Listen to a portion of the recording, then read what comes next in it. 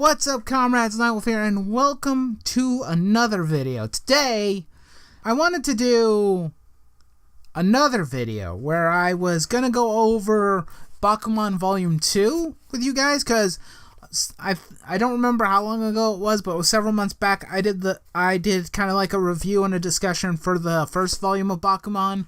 So I thought that since I recently finished Volume 2, I thought, what the heck, we'll go into it, we'll have a nice discussion about it and kind of go over some of the stuff I learned. I don't really know if I would consider it a review, though I would highly recommend buying the Bakuman books, or hey, if you have that Shonen Jump subscription, check it out. It is on their list. But because the last time we talked about passion and how that book showed what creative, passionate creators are really like. I think that sentence was a bit tongue-tied. I apologize for that. But it really showed Masashiro and Togeki showing what, being passionate about comic books, or in this case manga, is really like. And we did make the comparison with Marvel, which was very interesting to kind of discuss. But with this one, I wanted to discuss something that's very different with Volume 2, because Volume 2 does introduce a new player to the game by the name of Eiji Nezama, which I think they kind of touched on in Volume 1, but they didn't really go over too much about Eiji. But Eiji is basically a prodigy manga creator, artist, and writer. He's basically the golden boy. He's top tier. He's S rank. He's SS rank. He eats, sleeps, and breathes manga. And the reason why I wanted to bring him up and bring up Volume 2 specifically is because throughout most of this particular volume, it's all about Masashiro and Togeki trying to be number one for the competitions that happen within the Shonen Jump world. There's several different types of competitions out there where people can enter, and if people like you enough, you could be hired to do a job or to write a comic for Shonen Jump. And considering that the main goal for both Masashiro and Togeki is to be the number one manga creators in Japan, it was kind of important to them to reach the top as quickly as possible because, Masashiro wants to marry Azuki and help have their dreams come true. So that's a goal of his that I think we kind of touched on a bit in the first video. So with Volume 2 though, it kind of shows just kind of how outclassed they really are when it comes to being creators in comparison to Eiji. I don't know how to pronounce that. I'm sorry. It really does.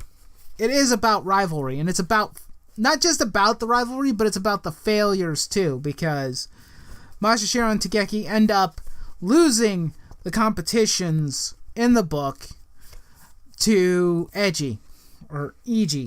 I'm gonna butcher his name probably. I'm sorry. I apologize if I'm not pronouncing it correctly.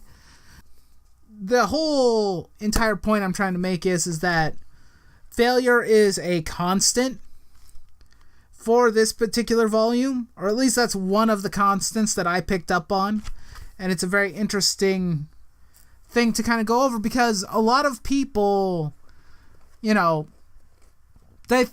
normally most people are only measured basically by their successes more so than their failures, but the failures are what you grow from the most and what you learn from the most.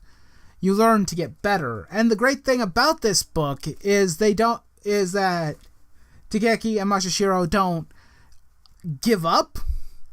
As a matter of fact, it's the complete polar opposite. It's like they know they lost. They know that they're not as good as their rival, but it makes them want to work 5 times harder. That is a very inspiring way of saying, like, I can get better. I know we can do better. Let's go and do better. I really enjoyed that. I thought that it was a great little note to make of Volume 2. Because it's all like, Masashiro is constantly questioning whether or not his art style is a good fit for manga, especially for Shonen Jump. Togeki isn't sure. He's constantly asking questions of how he can improve his writing, how to be better at being a storyteller.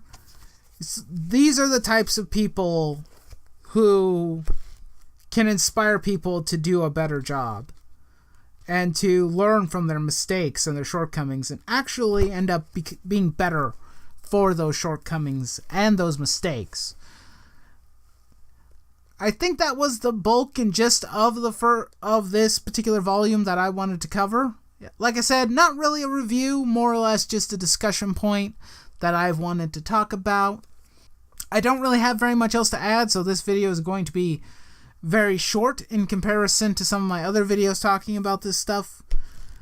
But that said, however, if you have an opportunity to go out and read Bakuman, I highly recommend it. Please go out and check this series out. Either go out and buy a physical copy or go out and check out the Shonen Jump app or check it out on your PC. Go and see. And I think you can probably read the first couple chapters for free. I'm not entirely sure, but I mean, even if that's not the thing, you could still, do the whole $2 and still be able to read a good portion of Bakuman, I believe. So please, if you've never read it, I recommend it because it's a good inspiration for aspiring artists and creators, and it is just a genuinely good and lighthearted read at the same time. I'm gonna go and probably check out Volume 3 at some point in the future, see if I can uncover any gems or words of wisdom that might be of interest to me. But tell me if you guys have read Bakuman Volume 2. Let me know. I greatly appreciate it. But please, of course, as always, do not forget to also leave me a like, shoot me a comment down below to tell me what you think of the video. Subscribe if you're new here. I greatly appreciate everybody who is joining. Thank you to all the newer subscribers that have joined more recently. I love you all very much for the support. And also hit bells for notifications. That's always greatly appreciated as well. Share the video around. Make the rounds. That sounds weird, but yeah, share it. Have it make the rounds around social media and whatnot because I appreciate it when you guys do that. And of course, as always, do not forget to raise your nerd flags high, and I will see you next time. Nightwolf is out.